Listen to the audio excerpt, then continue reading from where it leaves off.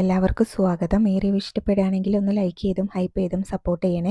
ഗോവർദ്ധൻ അലീനോട് പറയുന്നുണ്ടായിരുന്നു, ഇനി ഇതെല്ലാം അനുഭവിച്ചേ മതിയാവുള്ളൂ, അല്ലെങ്കിൽ കുറച്ച് നേരത്തെ നോക്കണമായിരുന്നു, ഓരോന്നിനെ അഴിച്ചു വിട്ടിരിക്കുകയല്ലായിരുന്നോ എന്ന് പറയും. അപ്പോൾ അലീന പറയുന്നുണ്ടായിരുന്നു, അങ്കിളെ അച്ഛൻ്റെ മുന്നിൽ ചെന്ന് നിന്ന് ഇങ്ങനെയൊന്നും പറയരുത് കേട്ടോ, അച്ഛനാകെ ടെൻഷനാവും എന്ന് പറയുമ്പോൾ ഗോവർദ്ധൻ പറയുന്നുണ്ടായിരുന്നു, ഞാൻ എന്തിനാ പറയുന്നത്, നാളത്തെ പത്രത്തിൽ തന്നെ ഫ്രണ്ട് പേജിൽ തന്നെ 4 പ്രതികളുടെയും ഫോട്ടോ വരുമല്ലോ, ഇനിയിപ്പോൾ അവർ കൊണ്ടുപോയ വീടും ആ പെൺകുട്ടീനെ കൊണ്ടുപോയ വീടും എങ്ങനെയാണ് മയക്കുമരുന്ന് കലർത്തി കൊടുത്തേ എന്നുള്ള എല്ലാ വിവരങ്ങളും നാളത്തെ പത്രത്തിലുണ്ടാവും, നമ്മൾ ഓരോ പീഡന കേസും വായിച്ചതല്ലേ എന്നൊക്കെ പറയുന്നുണ്ട് കേട്ടോ. ഭയങ്കര ദേഷ്യത്തിലാണ് ഗോവർദ്ധൻ ഇതെല്ലാം പറയുന്നത്. അത് പറഞ്ഞു കഴിയുമ്പോൾ അലീനയ്ക്കും സങ്കടമൊക്കെ ആവുന്നുണ്ട് കേട്ടോ. രണ്ടുപേരും കുറച്ച് സമയം മിണ്ടാതെ നിൽക്കുന്നുണ്ട്. പിന്നീട് അലീനയോട് ഗോവർദ്ധൻ പറയുന്നുണ്ടായിരുന്നു, എന്നോട് ബാലേട്ടൻ ഇവിടുത്തെ കാര്യങ്ങളൊക്കെ നോക്കാൻ പറഞ്ഞിട്ട് വന്നതാണ്, ഇവിടെ വേറെ ആരും ഇല്ലല്ലോ കാര്യങ്ങളൊന്നും നോക്കാൻ വേണ്ടിയിട്ട് എന്ന് പറയുമ്പോൾ അലീന പറയും, ഇവിടെ ഇപ്പോൾ പ്രശ്നമൊന്നുമില്ലല്ലോ, അച്ഛൻ്റെ കാര്യങ്ങൾ മാത്രം നോക്കിയാൽ മതി അങ്കിള് എന്ന് പറയും കേട്ടോ. അപ്പോൾ ഗോവർദ്ധൻ ആയിക്കോട്ടെ എന്ന് പറഞ്ഞിട്ട് താഴേക്ക് അങ്ങ് ചെല്ലും. അപ്പോൾ ബബിത ഓടി വന്നിട്ട് ചോദിക്കുന്നുണ്ടായിരുന്നു, ഇവിടെ എന്താ അങ്കിളെ പ്രശ്നം എന്ന് ചോദിക്കുന്നുണ്ട് കേട്ടോ. ഇവിടെ എന്തൊക്കെയാണ് നടക്കുന്നതെന്നൊക്കെ ചോദിക്കുമ്പോൾ ഗോവർദ്ധൻ പറയുന്നുണ്ടായിരുന്നു, ഇവിടെ എന്താ നടക്കുന്നതെന്ന് അറിയില്ലേ, അതൊന്നും ഇതുവരെ അറിഞ്ഞിട്ടില്ലേ എന്ന് ചോദിക്കുമ്പോൾ ബബിത പറയും, രോഹിയേട്ടനെ പോലീസ് കൊണ്ടുപോയി, ഇനിയിപ്പോൾ രോഹിയേട്ടനെ ഇറക്കാൻ വേണ്ടിയിട്ട് നല്ലൊരു വക്കീലിനെ വെക്കല്ലേ വേണ്ടത് എന്ന് പറയുമ്പോൾ അതിനുള്ള വഴി നോക്കണം എന്നൊക്കെ ഗോവർദ്ധൻ പറയുന്നുണ്ടായിരുന്നു. ബബിത അപ്പോൾ ചോദിക്കുന്നുണ്ടായിരുന്നു, എന്താ ഞങ്ങളോടൊന്നും പറയാത്തത്, എല്ലാം അവളോട് മാത്രം പറയുന്നത്, ഞങ്ങൾ എന്താ അച്ഛൻ്റെ മക്കളല്ലേ, ഇനിയിപ്പോൾ അവളുടെ അത്ര സൗന്ദര്യം ഞങ്ങൾക്ക് ഇല്ലാത്തതുകൊണ്ടാണെന്നൊക്കെ ചോദിക്കുമ്പോൾ ഗോവർദ്ധൻ അങ്ങ് ദേഷ്യം വരുന്നുണ്ട് കേട്ടോ. ഗോവർദ്ധൻ പറയും, നിൻ്റെ അമ്മ 2 കൈയും കാലും ഒടിഞ്ഞ് ഹോസ്പിറ്റലിൽ കിടക്കുകയാണ്, അതേ ഹോസ്പിറ്റലിൽ തന്നെയാണ് നിൻ്റെ അച്ഛൻ അറ്റാക്ക് വന്ന് കിടക്കുന്നതും, നിൻ്റെ ആങ്ങളെന്നെയാണെങ്കിൽ ബലാത്സംഗ കേസിൽ ഏതോ ഒരു പോലീസ് ക്യാമ്പിലേക്ക് കൊണ്ടുപോയിട്ടുണ്ട് എന്നൊക്കെ പറയേ, അതുകൊണ്ട് അഹങ്കാരം കുറച്ച് കുറയ്ക്ക്, നിന്നോട് പറഞ്ഞിട്ട് നീ എന്ത് ചെയ്യാനാ എന്ന് ചോദിക്കുന്നുണ്ട് കേട്ടോ. നിനക്കൊക്കെ എന്ത് ചെയ്യാൻ പറ്റും എന്ന് ചോദിക്കുന്നുണ്ട്, അതുകൊണ്ട് അഹങ്കാരം കുറച്ച് കുറയ്ക്കുക, നാളെ നീയൊക്കെ ഒന്ന് പുറത്തേക്ക് ഇറങ്ങി നോക്ക്, ആൾക്കാർ കല്ലെറിയുമെന്ന് പറയുന്നുണ്ട് കേട്ടോ. പിന്നീട് അത് പറഞ്ഞിട്ട് ഗോവർദ്ധൻ അങ്ങ് പോകുമ്പോൾ ബബിതേനോട് അലീന ചോദിക്കുന്നുണ്ട്, നിനക്ക് എന്താ അറിയേണ്ടത് എന്നോട് ചോദിച്ചോന്ന്. അപ്പോൾ ബബിത പറയും, എനിക്ക് നീ പറഞ്ഞിട്ടൊന്നും അറിയണ്ട, നീ ചിലപ്പോൾ വലിയ ആളൊക്കെ ആയിരിക്കും, അതുകൊണ്ടാണ് മറ്റുള്ളവർ നിന്നോട് എല്ലാതും ചർച്ച ചെയ്യുന്നത്, എല്ലാവരെയും നീ മയക്കി വെച്ചിരിക്കുകയല്ലേ, അതുകൊണ്ട് നീ അത്ര വലിയ ആളായിട്ടൊന്നും എനിക്ക് തോന്നിയിട്ടില്ല, നീ പറഞ്ഞിട്ട് എനിക്കൊരു കാര്യം അറിയേണ്ട, എൻ്റെ മുടിനാരിയുടെ വില പോലും നിനക്ക് ഞാൻ തന്നിട്ടില്ല എന്ന് പറഞ്ഞാൽ ദേഷ്യപ്പെട്ട് ബബിത അവിടെ നിന്ന് പോകും കേട്ടോ. അഹങ്കാരത്തിന് ഒട്ടും കുറവില്ല. അപ്പോൾ കൃഷ്ണമോളും അലീനയാണെങ്കിൽ ആകെ സങ്കടപ്പെട്ട് നിൽക്കുന്നുണ്ട്, പറഞ്ഞിട്ട് ഒരു കാര്യമില്ല എന്ന് മനസ്സിലായതുകൊണ്ടായിരിക്കാം. അത് കഴിഞ്ഞ് പിന്നീട് കൊല്ലപ്പള്ളിയാണ് കാണിക്കുന്നത്. അവിടെ കുറച്ച് ആൾക്കാർ കൂടിയിട്ടുണ്ട് കേട്ടോ. ഗേറ്റൊക്കെ അടിച്ച് തകർക്കുന്നുണ്ട്. അതുപോലെ തന്നെ ഒരുത്തനാണെങ്കിലും മതിൽമ കയറി നിന്നിട്ട് എന്തൊക്കെയോ വിളിച്ച് പറയുന്നുണ്ട് കേട്ടോ. കമലയ്ക്കാണെങ്കിൽ ഇതെല്ലാം കണ്ട് പേടിച്ചിട്ട് വാതിൽ തുറക്കാനും വയ്യ, മനുവിനെ ചെന്ന് വിളിക്കാൻ കേട്ടോ. മനു ആണെങ്കിൽ ഇതെല്ലാം അറിയുന്നുണ്ട്, പക്ഷേ പുറത്തേക്ക് ഇറങ്ങുന്നൊന്നുമില്ല കേട്ടോ. കുറേ സമയം വിളിക്കുന്നുണ്ട് കേട്ടോ മനുവിനെ. കമലയാണെങ്കിലും മനു ഒന്ന് വാടാന്ന് പറഞ്ഞിട്ട് അപ്പോഴാണ് ദേഷ്യപ്പെട്ട് മനു വന്ന് വാതിൽ തുറക്കുന്നത്. അപ്പോൾ എന്താന്ന് നോക്കിക്കോട്ടെ, ദേഷ്യപ്പെട്ടുകൊണ്ട് അവിടെ ഗേറ്റിൻ്റെ അവിടെ കുറേ ആളുകളുണ്ട്, ഈ ആൾക്കാരൊക്കെ ഇങ്ങനെ തുടങ്ങിയാൽ എന്താ ചെയ്യുക, നീ ഒന്ന് അങ്ങോട്ടേക്ക് ചെല്ല് എന്ന് പറയുമ്പോൾ അവർ ഇളയ മകനെ സ്വീകരിക്കാൻ പൂമാലയായിട്ട് വന്നതാണ്, അപ്പോൾ ഞാൻ ചെന്നിട്ട് അത് സ്വീകരിക്കണോ, അമ്മയല്ലേ ഇളയ മകനെ വളർത്തി ഇങ്ങനെ വഷളാക്കി വെച്ചിരിക്കുന്നത്, അനുഭവിച്ചു എന്നൊക്കെ പറയുന്നുണ്ട് കേട്ടോ.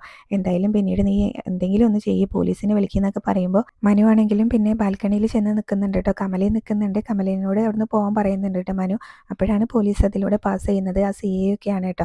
അപ്പോൾ CA ആണെങ്കിലും അവരെ പിടിച്ച് വണ്ടിയിൽ ഇടാൻ പറയുന്ന സമയത്ത് അവർ അങ്ങ് ഓടി രക്ഷപ്പെടുന്നുണ്ട് കേട്ടോ. കുറേ സദാചാര പോലീസ് ഇറങ്ങിയിട്ടുണ്ട്, അവന്മാർക്കൊന്നും കിട്ടാത്തതിൻ്റെ സൂക്കേടാണെന്നൊക്കെയാണ് കേട്ടോ CA പറയുന്നത്.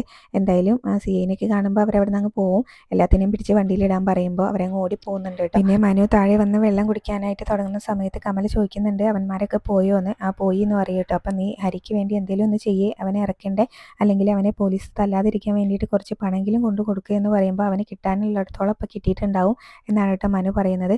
നമ്മൾ ഹരിക്ക് വേണ്ടി ഒന്നും ചെയ്യാഞ്ഞാൽ ഹരി ആരും ഇല്ലാത്തവനാണെന്ന് വിചാരിക്കില്ലേ എന്ന് പറയുമ്പോൾ പോലീസുകാർ അത്ര മണ്ടന്മാരൊന്നല്ല, ഹരിക്ക് അച്ഛനും അമ്മയും കുടുംബം ഉണ്ട് എന്നൊക്കെ അവർക്ക് നന്നായിട്ട് അറിയാം. അവൻ്റെ അച്ഛൻ ശിവശങ്കരൻ ഗൾഫിൽ ചെന്ന് പണം ഉണ്ടാക്കുന്നുണ്ടെന്നും അവർക്കറിയാം. ഇനിയിപ്പോൾ പോലീസുകാർ അവനെ തല്ലിയിട്ടില്ലെങ്കിൽ നാളെ അവനെ സബ് ജയിലിലേക്ക് കൊണ്ടുപോകുമല്ലോ, അപ്പോൾ അവിടെ തടവുകാരുണ്ടാവും, നാളെ എല്ലാവരും ഈ വാർത്ത അറിയും, ഒരു പെണ്ണിനെ പിച്ച് ചീന്തിയിട്ടാണ് 4 വന്നിട്ടുള്ളതെന്ന്, അപ്പോൾ അവിടുത്തെ തടവുകാർ അവനെ നന്നായിട്ട് കൊടുത്തോളൂ എന്ന് പറയുന്നുണ്ട് കേട്ടോ.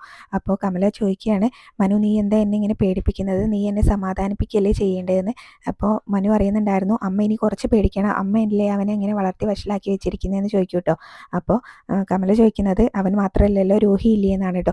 അമ്മയ്ക്ക് അത് വലിയൊരു ആശ്വാസമാണല്ലേ എന്നിങ്ങനെ ചോദിച്ചിട്ട് പിന്നീട് മനു ചോദിക്കുകയാണ്, സത്യം പറഞ്ഞാൽ അലീനയല്ലേ ഇതിനെല്ലാം കാരണം എന്ന്, അപ്പോൾ നിനക്ക് ഇപ്പോഴെങ്കിലും മനസ്സിലായല്ലോ അവൾ ഒറ്റൊരുത്തിയാണ് ഇതിനെല്ലാം കാരണം എന്ന് പറയുമ്പോൾ മനു കുറച്ച് നേരം മിണ്ടാന്നിട്ട് പറയുന്നുണ്ടായിരുന്നു, അമ്മേനെ സമ്മതിച്ച് തന്നിരിക്കുന്നു, അമ്മ ഈ ജന്മം നന്നാവാൻ പോകുന്നില്ല, ഇനിയിപ്പോൾ ദൈവം വിചാരിച്ചാലും അമ്മ നന്നാവില്ല, അമ്മയുടെ തലയ്ക്കകത്ത് കോവിഡിനേക്കാളും വലിയ വൈറസാണുള്ളതെന്ന് പറഞ്ഞിട്ട് മനു അവിടുന്ന് പോകട്ടോ. അപ്പോഴേക്കും മുത്തശ്ശി അവിടെ കിടന്നിട്ട് മനു കമലയെന്നൊക്കെ വിളിക്കുന്നുണ്ട് കേട്ടോ. അപ്പോൾ അങ്ങോട്ടേക്കാണ് ചെല്ലുന്നത്, കുറേ വിളിക്കുന്നുണ്ട്, രണ്ടുപേരെയും മാറി മാറി വിളിക്കുന്നുണ്ട് കേട്ടോ. മുത്തശ്ശിയാണ് ആണെങ്കിലും.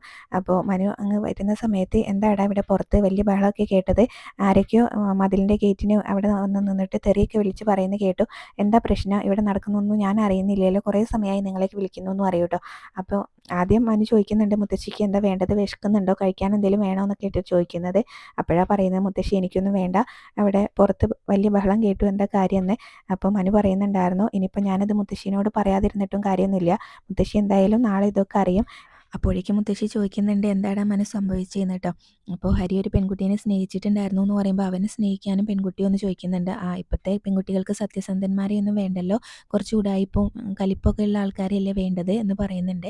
അപ്പോൾ അവർ ഇങ്ങനെ ആ പെൺകൊച്ചിനെ ഒരു ആൾതാമസമില്ലാത്ത വീട്ടിലേക്ക് കൊണ്ടുപോയി. അവിടെ ബർത്ത്ഡേ പാർട്ടിയാണെന്നൊക്കെയാണ് പറഞ്ഞു കൊണ്ടുപോയത്. പക്ഷേ അവിടെ ഒന്നും ഉണ്ടായിരുന്നില്ല, അവർ 4 കൂട്ടുകാരുണ്ടായിരുന്നു എന്ന് പറയൂ കേട്ടോ.